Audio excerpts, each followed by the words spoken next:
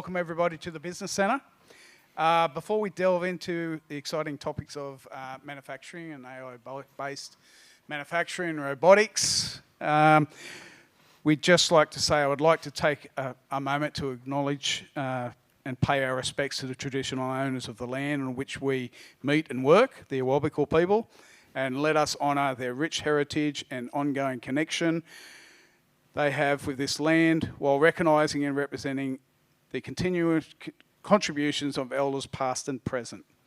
So thank you very much everybody for joining us tonight. We really appreciate it. For those who don't know me, my name's Wayne Doomer. I work for the clients that come through the Business Centre, which we have many and varied. And tonight we will be exploring the boundless potential of not just AI, but robotics, specifically tailored to small to medium-sized businesses, enterprises, in this rapidly changing digital age that we live in. Businesses are constantly seeking ways to increase productivity, enhance efficiencies, and to find the edge that we all need to get our business over the line, get that growth going, and just improve everything we do. And that's what tonight is going to be about. It's about supply chains, about cutting edge technologies, and it's about everybody being able to achieve their goals. Okay, so before I introduce the panel, I'd just like to thank the New South Wales Government Business Connect program who make these events possible. And for those, and I know there's a number of people here that are involved with the Business Connect program, but if you know someone, because you've all got your own businesses now, a lot of people are well set up, but if you know someone who's starting up, who'd like to know about the educational programs that are put on, that give us a call, put them in touch with us, and we can help them out, and we can help businesses grow and to be what they want to be as well. Okay, so, and whilst we traverse the conversation tonight, I'd encourage everyone to think about their own businesses, think about some questions to ask our panel. There will be time afterwards. Get ready. To question them, and we'd like, you know, as many questions as possible, because it's not every day you get a group of people like this sitting here and you can ask questions of. Okay, these people on this panel tonight have done a lot in their own businesses. They've grown a lot of businesses, and there's a lot of connections here as well. So take advantage of that. So, first up, we have Josh Jeffries, Principal, Design Anthology, Product Design and Development. Josh has spent most of his professional life helping others execute their ideas. He started his career as a fitter and machinist, honing his skills and building a foundation, understanding of mechatronics, materials and production processes. Eventually, design caught Josh's eye as a pathway to assisting people to bring their ideas to market, and so on. So since 2006, Josh founded Design Anthology, a design agency specialising in product design, product development, and manufacturing for corporate SMEs and entrepreneurs. Okay. Next, Kari Armitage. Kari's career began at engineering firm Parsons Brinckerhoff, where she designed and project managed a range of infrastructure projects.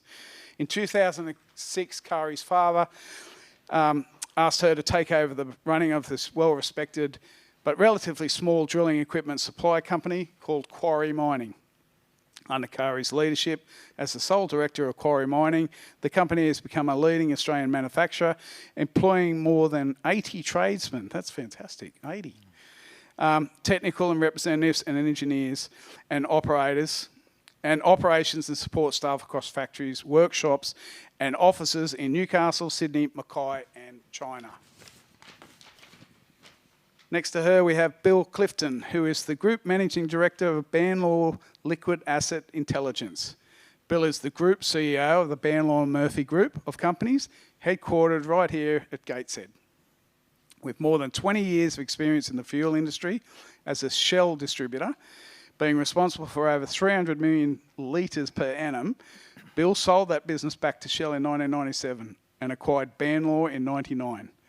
We have a very clear view of the way ahead. Over the next 10 years, Bill and his team transformed Banlaw, already a small but successful manufacturer of dry brake refueling products into a technology company. This technology allows industrial customers globally to secure and control their fluids and to accurately track and capture important transfer data using the Banlaw ResTrack resource management system. And the finely dressed gentleman at the end here is called Michael Sharp. Michael was previously the National Director at Advanced Manufacturing Growth Centre. Michael's been involved in a wide range of organisations across engineering, infrastructure, energy, environmental sustainability, the space industry, academia, and the nuclear industry. Anything you haven't done? He is extremely well connected within Australian manufacturing, and that comment's been made a few times just as we've been talking in the last half an hour as well. So industrial and political leaders as well as the country's top universities. Is also active in the nuclear and AUKUS spheres as well, and Michael might touch on that a bit later. Widely regarded as one of the most connected people in Australian industry, I don't doubt that, with a strong focus on business transactions. Michael is focused on transformation, helping countless businesses to access new export opportunities and enter adjacent markets such as traditional engineering firms entering the space and defence industries. So, what we're going to talk about tonight, we're going to talk a bit about manufacturing, we're going to talk about artificial intelligence, we're going to talk about robotics, but most of all we're going to learn from people who have been involved with the industry for a number of years and listen to how they've set themselves up for the future. Okay, it's an ongoing process. It's not something you just reach, it's something you continually do as well. So, and 4 examples here of people who have done that. So let's kick off. And Josh, I'm going to talk to you first because you're at the end there. Yeah. So innovation and technology adaptation. Okay. So when we talk about research and development, what comes to your mind? Yeah, that's a good question. I think front of mind is research and development is essentially you're trying to create either competitive advantage essentially through new products or new processes. I think some of the things that come to mind when I thought about this question was the research and development, from my perspective, should have a very clear outcome of where you're heading. I think one of the questions is, part of that question also was around, are you looking just for the outcome or are you looking for the journey? And I think that my take on that is you should be looking at both of those outcomes, and they should be just as important as each other, and have a system in place to track the journey and to be able to capture the gold in that and be able to distribute that within the team so everyone learns. And I think that the other part of that is obviously looking for the outcome of that as well. And I think the other key thing is knowing when to stop as well. That's research and development is how long's a piece of string? I think it can go on forever. So yeah, that's some thoughts. And I know, Kari, I remember when you bought a 3D printer from Aldi and started doing some drill bits in that. Yeah. What's your thoughts on research and development in your business? That's right, I did buy a 3D printer from Aldi and now we distribute 3D printers to all the high schools. Cool. That's awesome. And that's right, it's about embracing the ideas, I think. Josh just made me realise then that sometimes I probably don't know the outcomes when we're throwing these ideas around. It might be good if I put a bit more focus on that.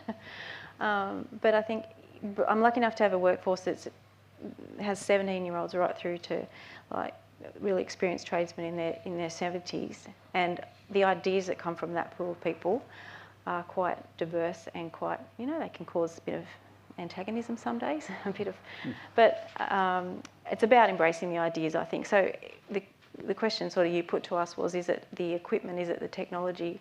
And it is to some extent. We do have a lot of automation and robotics there at quarry mining these days, but for me it's about embracing the ideas that the workforce bring to you, and especially those people that work there that know the business really well. For us, it's probably more about the process and the product, because we are in mining, and mining kind of products haven't changed all that much really in our drilling space. Yeah, so it's probably the processes and the ideas. And Bill, over the 20 years, Where have you seen research and development? Because there's been a lot of developments in your industry. Yeah, they have, Wayne, but I guess we, as well as Curry and Josh's view, we always try to treat innovation around identifying the problem, working out the best way to solve the problem, and then applying a good process. So one of the problems we have, when you're on site and you're working with clients, you see a lot of ideas, and trying to rank those ideas, score the ideas, and then to allocate expensive engineering time, design time, it's a challenge. And so I think we see innovation as problem solving. We see it as a process. And like Kari, we've got a lot of old heads in our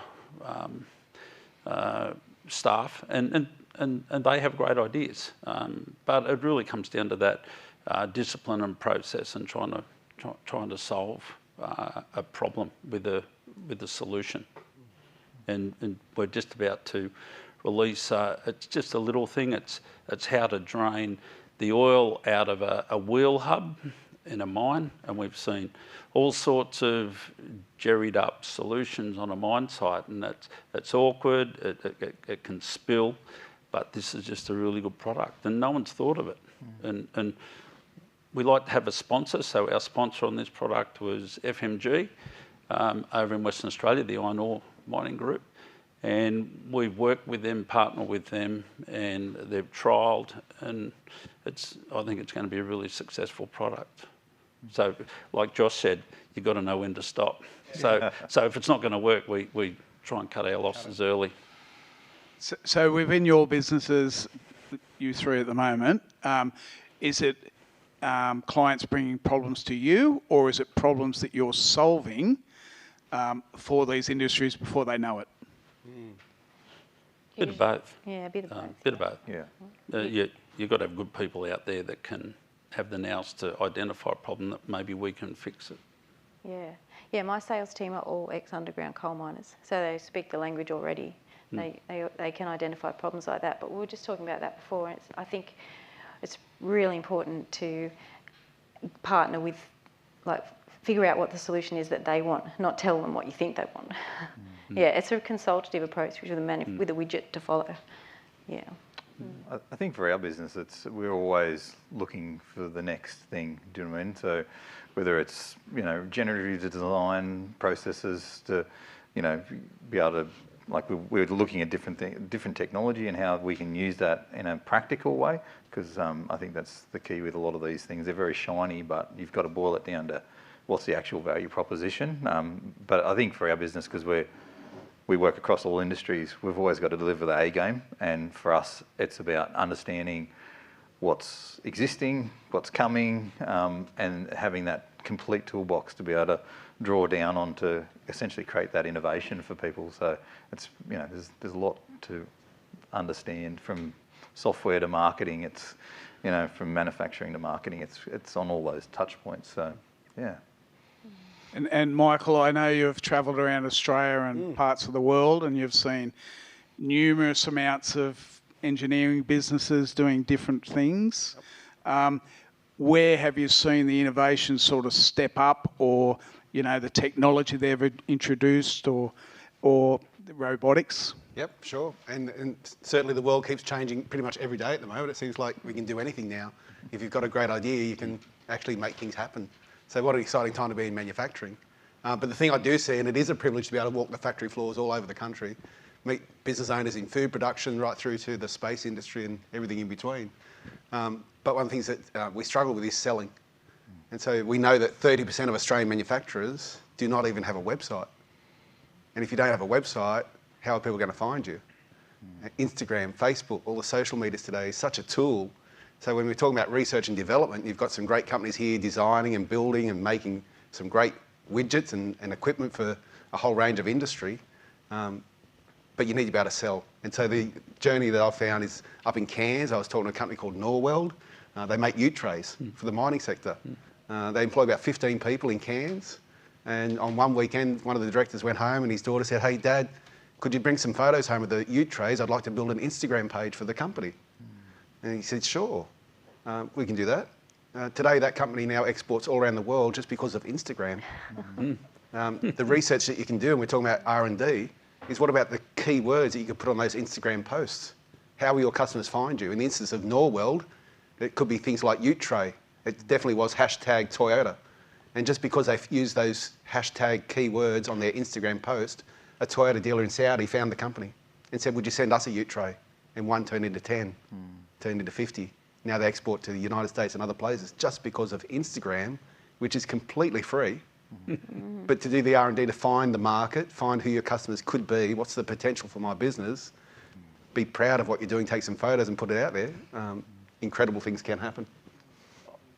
I 100% agree. I mean, when we talk to our customers, because they're, early stage, we always say to them, at the end of the day, I can design you the best widget in the world, do you know what I mean? But unless you have a strategy, a go-to-market strategy, there's no point. You may as well go and invest in a house, because unless you're going to follow it through and be able to sell it, and I think that is a big problem with Australian manufacturers. Like, honestly, they've got DOS-based websites, do you know what I mean? And it doesn't instill any confidence, really. Like, I'm not going to go to someone who has a website that hasn't been updated for 20 years, because I'm the next generation, and that's how I assess that. I assess your, whether it's right or wrong. I think it's a really important factor. And we could be selling all over the world. Absolutely. And again, Josh, that's a good point. Knowing when to say no to some customers is as important as knowing which ones to work with. For sure. Because they can chew up all your time and your money if you let it. But well, I think the thing too is in like product development, which is what we're in, and it's not just the product. Like it's more about, like we say, Danos Direct. I don't know, probably showing my age now, but Danos Direct is online shopping at night time when I don't know who was watching it, but they would flog stuff, and it was probably most of it was rubbish, but they would just keep advertising. Advertising makes the world go around, so I think that's something we need to educate people with. And I would say it goes one step further too, because we're all struggling to find the right staff for our business. We struggle to find people to make coffee these days. Unemployment's just incredible. Coffee. Yeah, good coffee. So it goes the other way too, because a potential employee is going to look at your Instagram page. They're going to try and find you on your website. And that's the first look at your business. Why would I want to work with you? And if it looks great and looks interesting, that's a step forward. It's the shiny things that you see. It's all these. Very much so. Well, that's a good segue into the next question, actually, and it's about training. And with all this robotics, with AI coming on board, megatronics, everything that's coming on now, and things we don't even know about, how do we get the people? How do we train these people? Is the training right at the moment? Is it right at the workplace, wrong in the classroom? Where do we see getting these people and making sure they're training? I'm going to go to you first, Kari, because you mentioned something about the University of New South Wales and a change in one of the programs they had earlier on. Can you mention that story, please? Well, Michael actually introduced me to that, and I was lucky enough to have a day-long tour there. So they've changed their engineering school to engineering and manufacturing, and they're all focused on the build instead of the design. It used to be all about engineering design, and sometimes you wonder if they could ever build half this stuff. But it's now actually, you walk around there and they are actually building this crazy stuff, and it's just amazing. And they're all focused on skills. So they almost bridge that gap between the clever engineer from the uni, the boffin, and the tradesman on the floor, and there used to be this huge chasm between their group of skills. Like, I would throw an engineer at quarry mining and a boilermaker or a fitter, and to try and get them to work together, and 1 + 1 = 10 sometimes, because they've got these amazing skills. But you'd say to the engineer, or to the fitter, without him there was no pump in the first place, but without the fitter, the pump is in 80 parts for the rest of its life, because the engineer won't be able to put it back together. And I think that's what this school at the uni is really, they're doing that, they're actually putting a really fancy pump into service. Yeah. Josh? I think that nails. I think Kari's nailed it really. I think what's the gap that it's missing is that synergy between people that can build and also people that are highly technical, and I think there shouldn't be that gap. That's as far as I'm concerned. I think probably politically incorrect, but I think the mediocrity of training organisations has bitten us in the behind, I think, and it's going to continue to be a problem because, you know, I was going to write an article a year ago, Ps make degrees but they don't make good employees, and I think that sort of summarises it realistically, is that we need to understand that if we're going to be serious manufacturers or producing good quality goods around the world, we need to have not only the boffins, but we also need to have the fundamental skills, and you need to combine those two, because you can't be an engineer if you don't know basic principles of engineering, and I think that's the big skill gap, and I think like Sydney Uni's definitely doing it well, and I think the other thing that Sydney Uni is really focused on as well is commercialisation, so it's not just for the sake of making a really good pump. They're actually going through the process and understanding why are we making that pump and who's it for and what will they pay for and what won't they pay for. So it's more complicated than just, you know, yeah, I think we need to change the way that we do things, and I think it's more investment in TAFE, making sure that people have a very high standard, they just don't pass. Same with uni. We shouldn't be passing people. I've worked with uni and I've seen things passed that shouldn't even be first year. So we can't do that any longer as far as I'm concerned. Yeah. And Bill, were you talking about reverse mentoring before? Was that something you mentioned? I was going to say one of the things we've been doing a lot of is trying to bring back the master apprentice kind of thing, because there's things that the young kids are great at, and I don't want to pass comment on universities or TAFE, because I think it goes back into the home. You know, kids learning how to build a billy cart or the tree house and getting that interest. Now they're tied up on devices, so they tend to want to go more into devices. So we take some of the. We still go to schools and do their careers days. We meet parents of kids that want apprenticeships, and we bring them, you know, and try to bring them in and map out a bit of a plan for the kids and the parents. But then, you know, they're a bit precious, you know, dare I say, and you know, coming into a workplace can be challenging. So we try to put a mentor with them. And we try to get them skilled up on the job. And then we try to find out what they're fascinated in. We had one kid who started off very keen on in the machine shop, and he was doing really well. He came to us one day and he said, look, you know, I want to get out on site. So we transitioned him into the site, skilled him up. And that kid, not only is he a great site technician, he's a covert sales operative now. He's actually bringing business into the business because he spots things, he knows how to make stuff. So I think the schools and the TAFEs and the universities they're doing a reasonable job. We're lucky there's a lot of good kids out there if you can find a way to get them and get them interested. But yeah, I think there's still this there's mentoring, and the reverse mentoring goes back to a presentation that from one of the executives at Siemens, and he was talking about how their senior management would mentor their young kids coming through in career and professional development, that sort of thing. But what they then had was they identified that these young kids could teach the senior executives how to look after their technology, how to use the technology, how to use it to save time and become more efficient. It was, so there's a bit to learn both ways if we're open-minded enough. And Michael, some of the places you've seen, the skill, everybody talks about the skills. Everybody talks about we haven't got the right people, we haven't got this, we haven't got that. What are some of, and I doubt that you'll be able to give us all the answers, but what have you seen and what are some of the solutions that you've come across? And now with mining picking up too, that's a big thing. So the mining companies are back to their old tricks of let's take all those engineering staff out of manufacturing and take them over to the West and do the iron ore and all the rest. So we're pay seeing them a fortune. Pay a fortune. So We're competing in a very competitive market to get the right people in your business. I know that, I see it every day. But the technology plays a part too. So 15 years ago, it's only 15 years ago, the first iPhone came out. So thinking back to the iPod. So Steve Jobs had this great idea for an iPod. Let's manufacture this product, and we'll also develop a program called iTunes. And if you cast your mind back, everyone was really nervous about putting 3 or 5 cents over the internet to buy a song. No one's going to do that. Can't put money on the internet. Look how quickly things change. So 15 years ago, it was $199 for the first iPhone. But what happened there was we had the first app developers.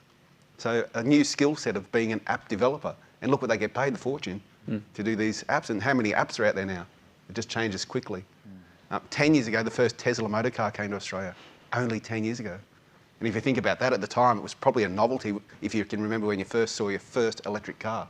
It's like, oh wow, it's an electric car. Look how quickly that changed. You couldn't hear it, you just had to see it. And it's only 10 years ago. Yeah. And I don't know about you, Josh, but only 3 years ago, I'd never ever heard of a Zoom meeting. So look at that now. I mean, you're on mute.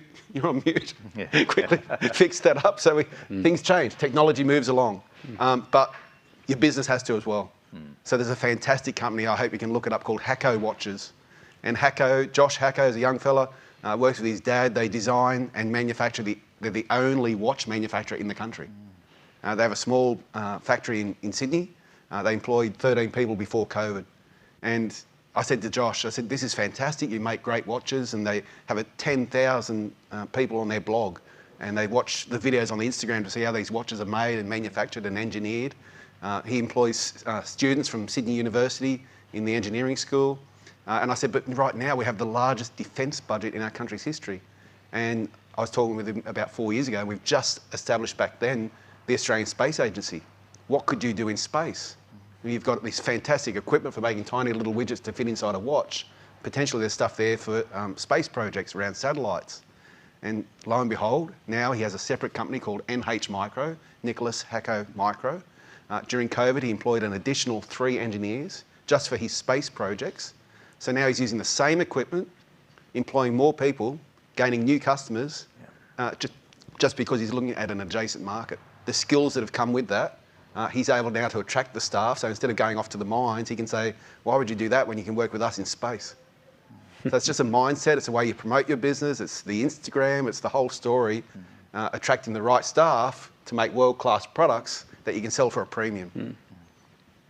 And that's an interesting point, because the young kids that come into our factory, they love the robots. They love the way they work, and you can see that's where they want to head. So those bright, shiny baubles they're important to have.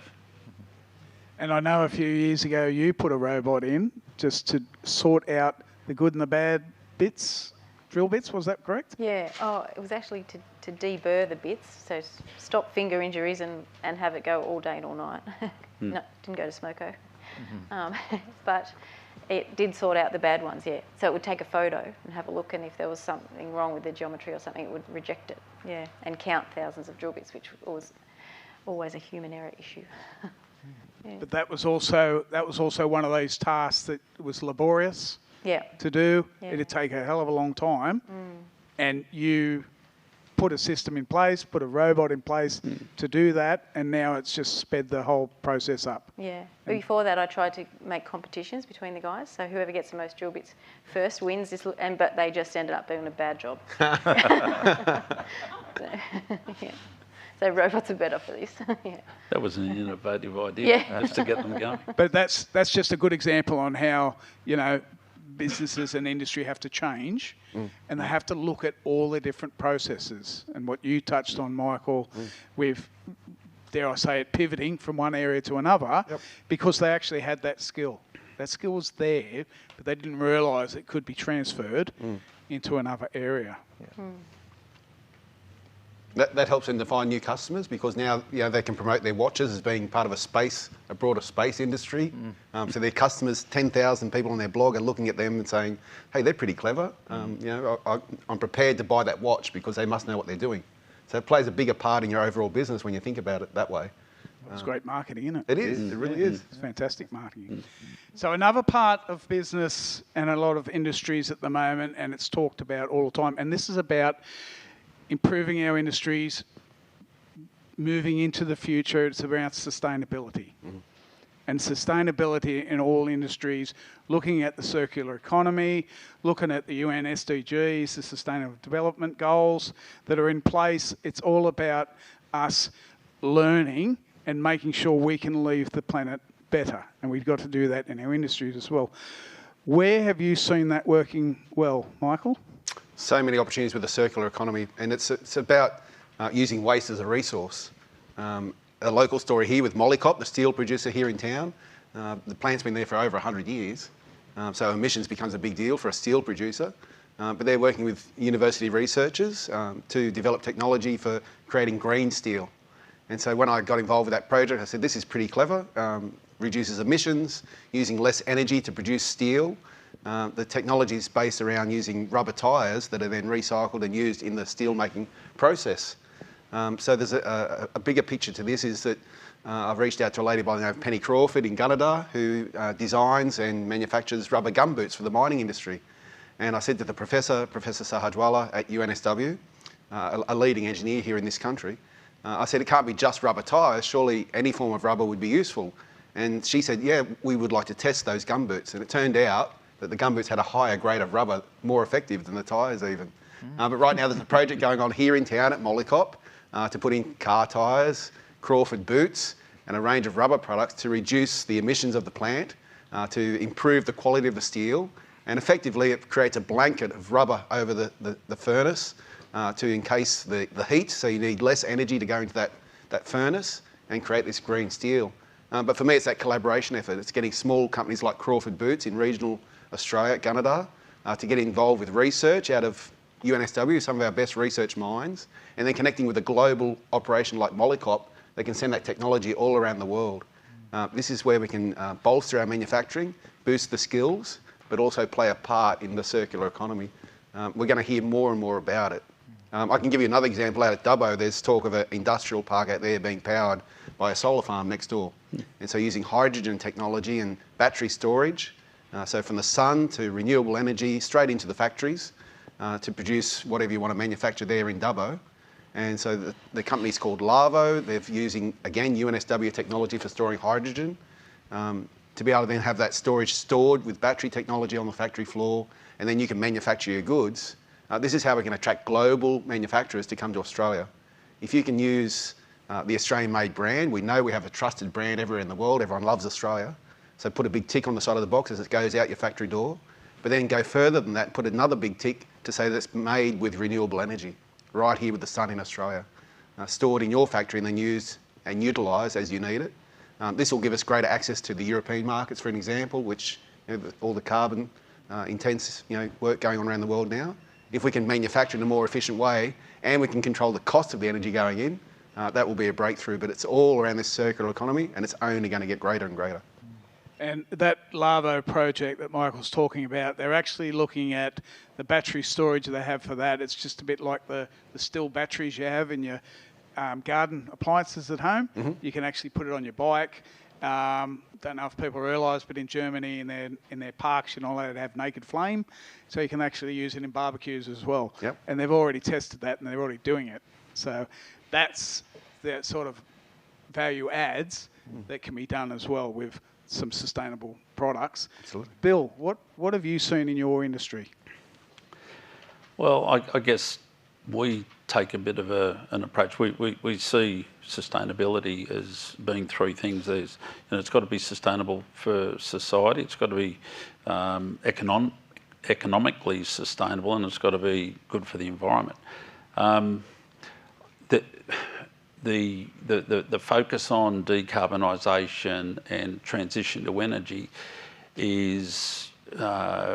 can be distracting when you're perhaps not in that exciting area of developing Lavo or developing it. So we see ourselves as consumers, and we see our customers all use diesel. So the big thing's about decarbonising, but the aspirations to hit your targets in 2030 are great.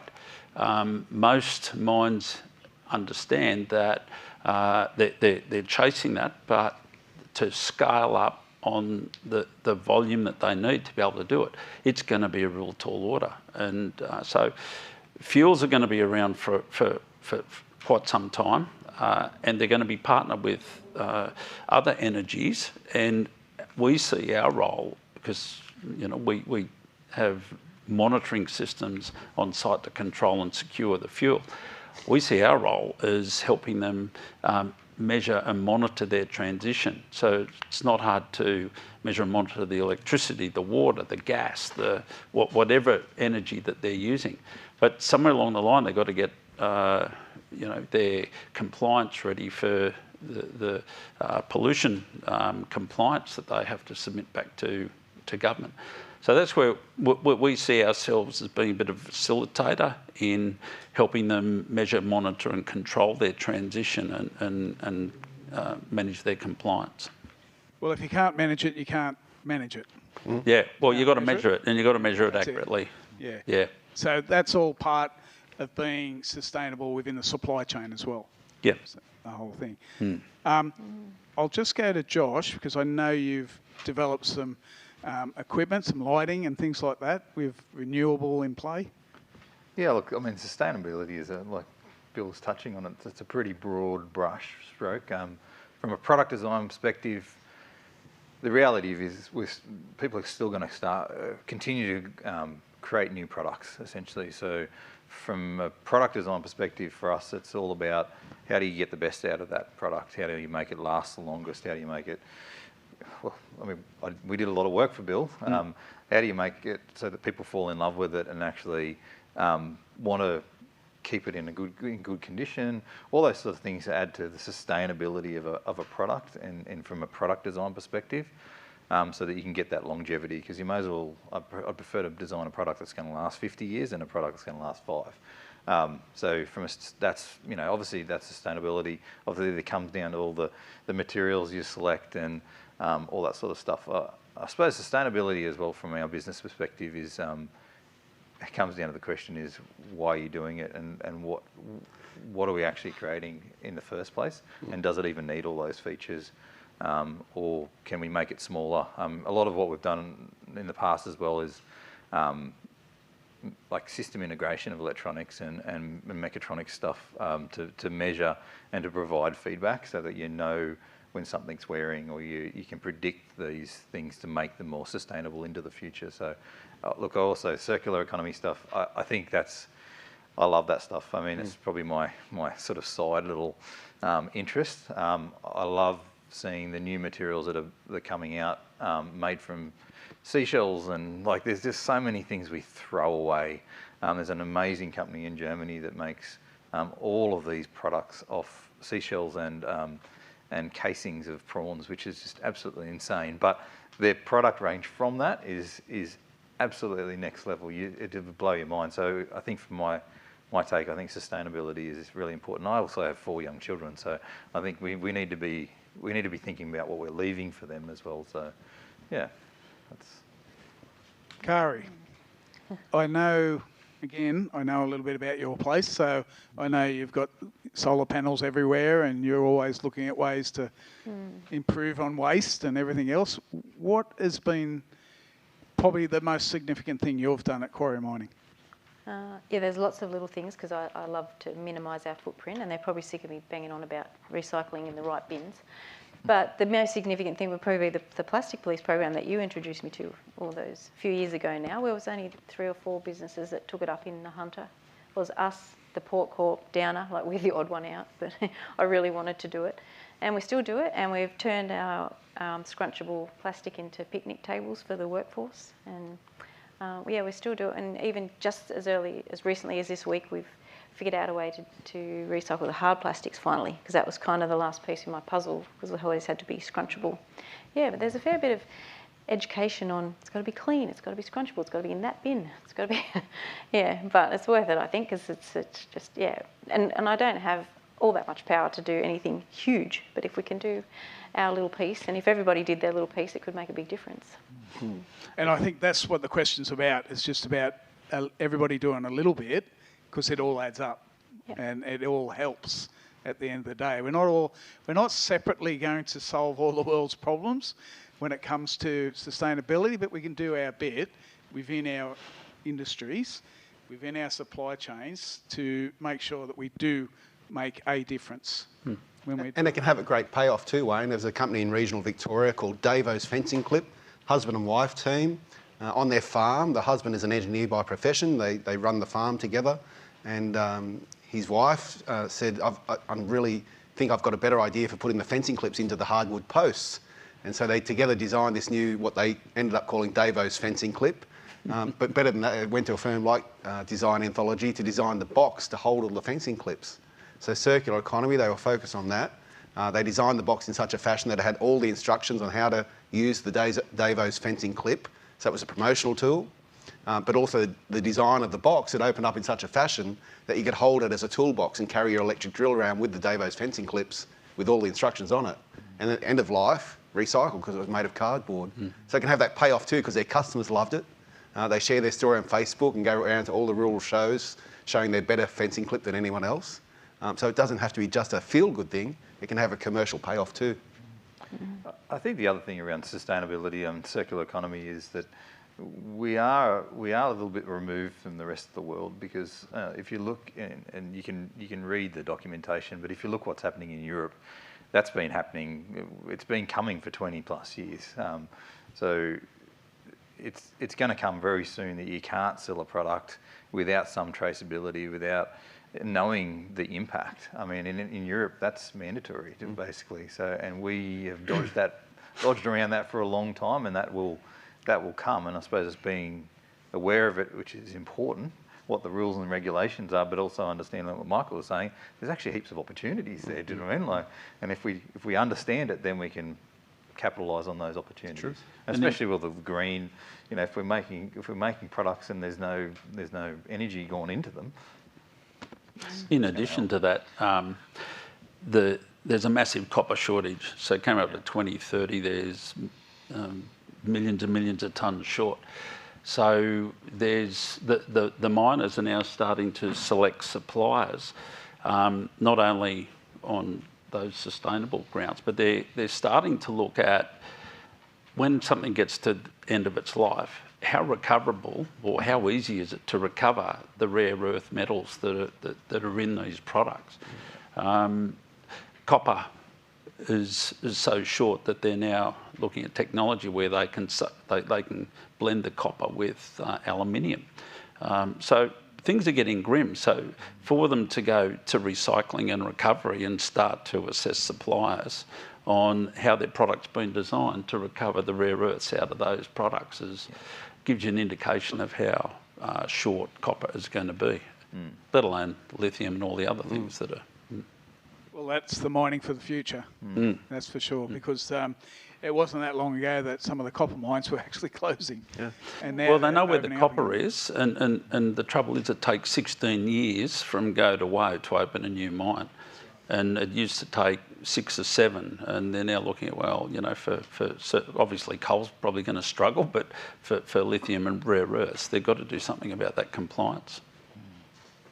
Okay, I want to talk about supply chains and resilience in supply chains. Now, over the last couple of years, and I'm going to mention the C word, COVID, that it sort of impacted everybody. We had a lot of issues here, I know, in a lot of industries. Carrie, I'll go to you first. How did you go during that period getting supplies for your products? Probably the size that quarry mining is without that. The bigger challenge was working out how to get the work, because you can't weld from home, I call it. You're trying to get everybody there separated and not unsupervised, you know, not working alone when you're working in hazardous environment, that sort of thing. It was a bigger problem than the supply chain, funnily enough. I think the supply chain got harder. It's got harder more recently. At first, it wasn't so bad. But we do have a half ownership of a factory in China. So the Chinese guy that runs it for us is really professional and just clever, really understands us. We, by some stroke of luck, had put this huge amount of shipment of gear on a shipment from China like three days before anyone had ever heard of the coronavirus. And we did that because Chinese New Year was coming up, not because of anything to do with it. So we were just lucky. And our ship landed and got cleared into Australian customs before everything kind of just got really shut down. So we were a couple of months ahead of the bell curve there. But I think it's the management in China that's been really, really lucky for us.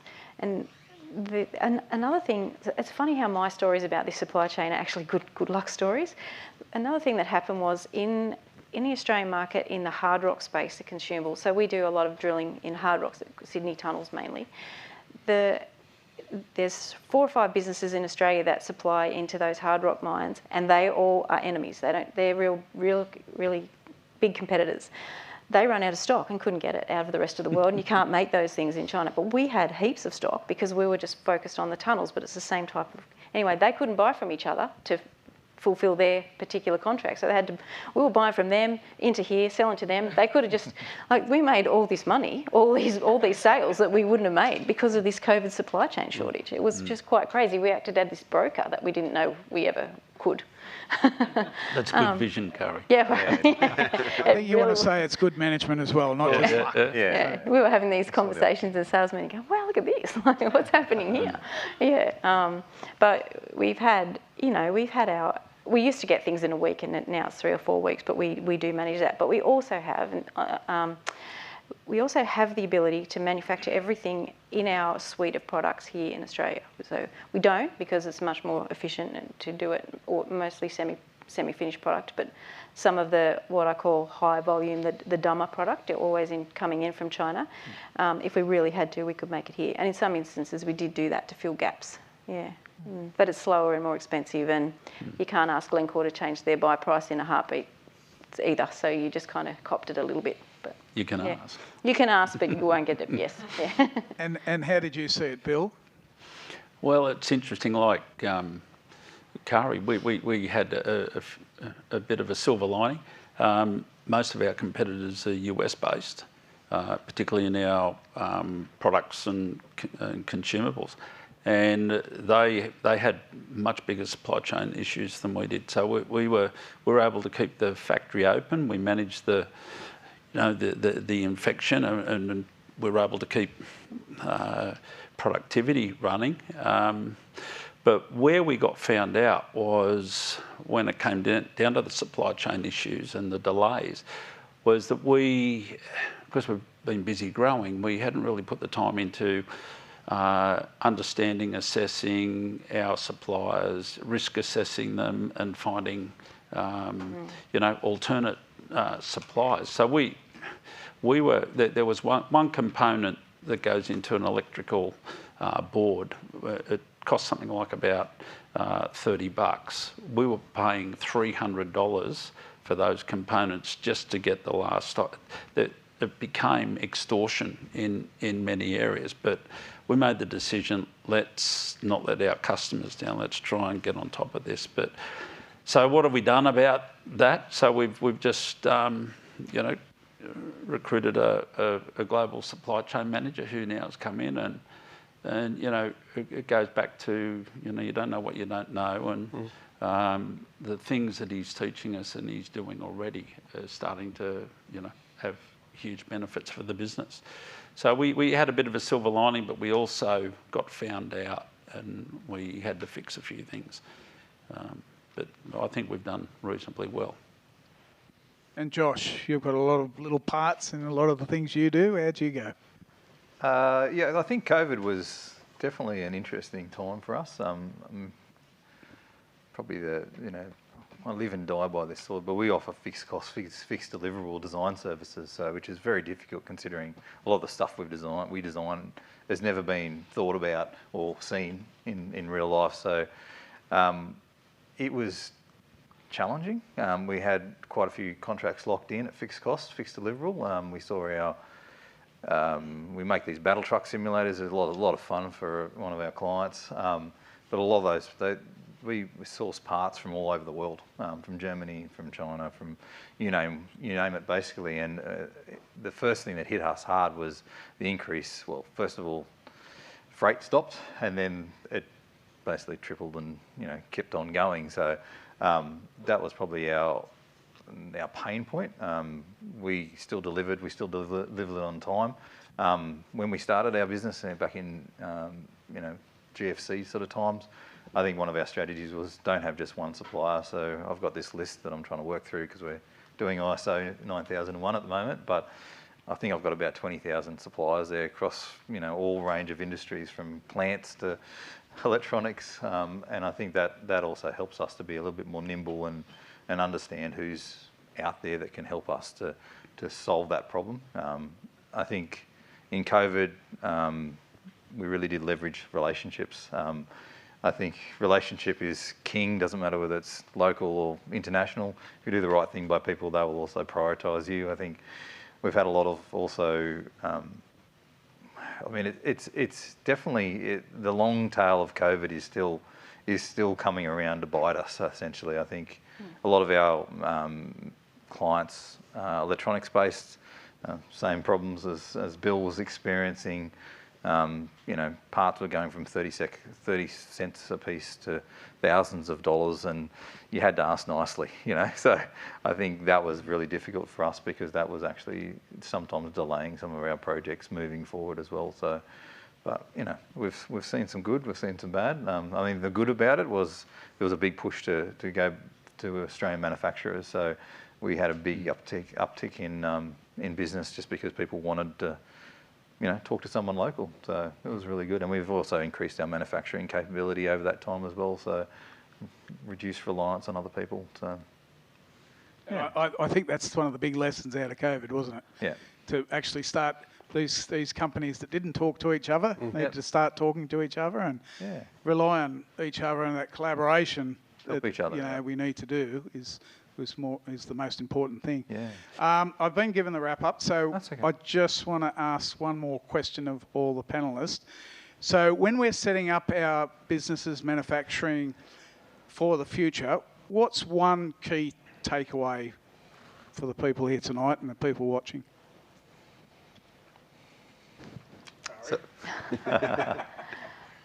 Well, if I was going to set up a new business now, I'd probably go and find an old business and try and get them to help me.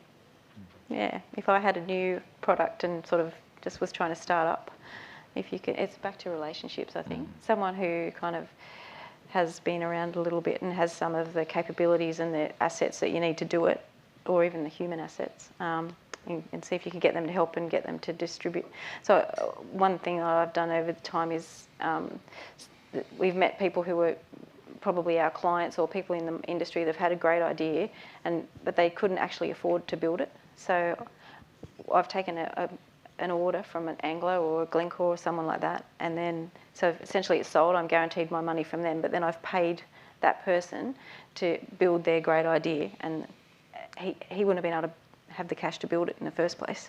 So if I was him, I'd probably try and do something like that. Josh? If I was starting a business from scratch, me and my wife have lots of great discussions around that. I think I would understand what technology is out there now, because there's been no time like the present to gain insights into how big your market is, what they're looking for before you even start. I don't know if anyone that's ever interested, but go and listen to some of the dropshipper test stories and podcasts, because they're using tools that we couldn't have imagined 5 years ago. They can get insights into, you can basically put parameters in. Company of under 6 staff turning over $20 million. It will give them that data, and then the next thing they do is they go, now look at that business and tell me what their best advertising campaign is. And unfortunately, and I hate it, but marketing makes the world go around. And I think starting that way, identifying the big market and what people are actually wanting right now, I think that's probably what I'd do differently. It's twisting the model around a bit there. Yeah. Bill? It's a really tough question, and I think about our journey, and yes, something that interested me, identified a business that was struggling. It was a turnaround when I picked up Banlaw in 1999. I basically invested in the people, and because I knew the industry, I kind of knew the clients through the fuel and oil business. But I think what got us there was continuous improvement. If you sit there and think about everything you've got to do and deliver, you can't do it. You'll do your head in. So we just set short-term goals, and we just continuously improved. And then we set, yearly ones. We worked out very early where we fitted in. We knew what our vision was, and we knew roughly what the end game was going to be like, but we had no idea how to get there. And we just little goals and just kept chipping away. And I heard this great saying the other day. It was Dale Elphinstone from Elphinstone, who got bought out by Caterpillar, and he's been unbelievably successful. He said, we probably did it because we didn't know we couldn't. And he just kept doing it, and all of a sudden he's got this massive business. And but yeah, I think that's it.